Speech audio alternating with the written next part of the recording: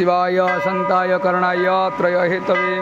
निवेदयामि दत्वानं गति परमेश्वर धवलालिंग महाप्रभु आश्विन मासर शुभ सोमवार समस्त भक्तमानंकर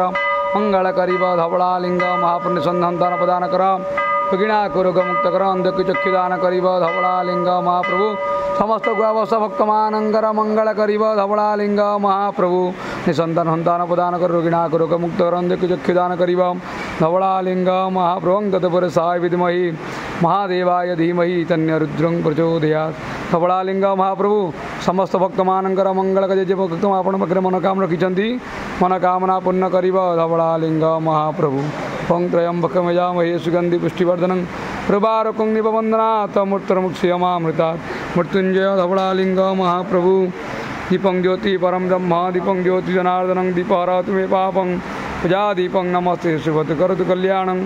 आरोग्यं सुख संपदा शत्रुबुद्धि विनाशं च शुभम दीप नमस्ते धवलेश्वरं कवाना विख्यात आनंद कवार हरि बोल।